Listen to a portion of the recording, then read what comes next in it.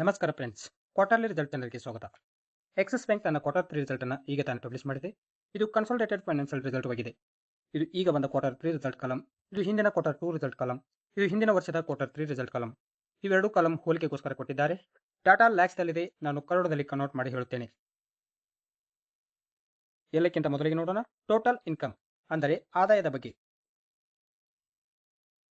ಹಿಂದಿನ ಕ್ವಾರ್ಟರ್ 2 ದಲ್ಲಿ ಕಂಪನಿಯು 39,203 ಕ್ರೋಡ್ ಇನ್ಕಮ್ ಜನರೇಟ್ ಮಾಡಿತ್ತು.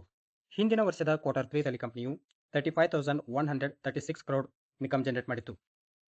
ಈಗಿನ ಕ್ವಾರ್ಟರ್ 3 ದಲ್ಲಿ ಕಂಪನಿಯು 38,959 ಕ್ರೋಡ್ ಇನ್ಕಮ್ ಜನರೇಟ್ ಮಾಡಿದೆ.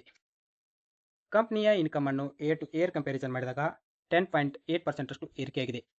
ಅದೇ ಕಂಪನಿ ಇನ್ಕಮ್ ಅನ್ನು ಕ್ವಾರ್ಟರ್ ಟು ಕ್ವಾರ್ಟರ್ ಕಂಪ್ಯಾರಿಸನ್ ಮಾಡಿದಾಗ ಆಲ್ಮೋಸ್ಟ್ ಫ್ಲಾಟ್ ನಂಬರ್ ಎಂದು ಹೇಳಬಹುದು.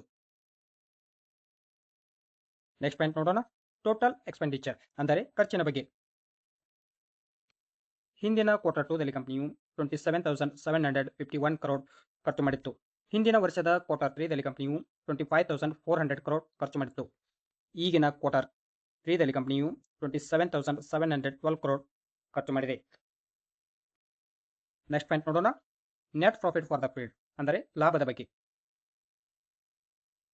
ಹಿಂದಿನ ಕ್ವಾರ್ಟರ್ 2 ದಲ್ಲಿ ಕಂಪನಿಯು 7,408 ಕ್ರೋಡ್ ಪ್ರಾಫಿಟ್ ಮಾಡಿತ್ತು. ಹಿಂದಿನ ವರ್ಷದ ಕ್ವಾರ್ಟರ್ 3 ದಲ್ಲಿ ಕಂಪನಿಯು 6,493 ಕ್ರೋಡ್ ಪ್ರಾಫಿಟ್ ಮಾಡಿತ್ತು. ಈಗಿನ ಕ್ವಾರ್ಟರ್ 3 ದಲ್ಲಿ ಕಂಪನಿಯು 6,763 ಕ್ರೋಡ್ ಪ್ರಾಫಿಟ್ ಮಾಡಿದೆ. ಕಂಪನಿಯ ಪ್ರಾಫಿಟ್ ಅನ್ನು ಏರ್ ಟು ಏರ್ ಕಂಪ್ಯಾರಿಸನ್ ಮಾಡಿದಾಗ 4.1% ಅಷ್ಟು ಏರಿಕೆಯಾಗಿದೆ. ಅದೇ ಕಂಪನಿಯ ಪ್ರಾಫಿಟ್ ಅನ್ನು ಕ್ವಾರ್ಟರ್ ಟು ಕ್ವಾರ್ಟರ್ ಕಂಪ್ಯಾರಿಸನ್ ಮಾಡಿದಾಗ 8.7% ಅಷ್ಟು ಇಳಿಕೆಯಾಗಿದೆ.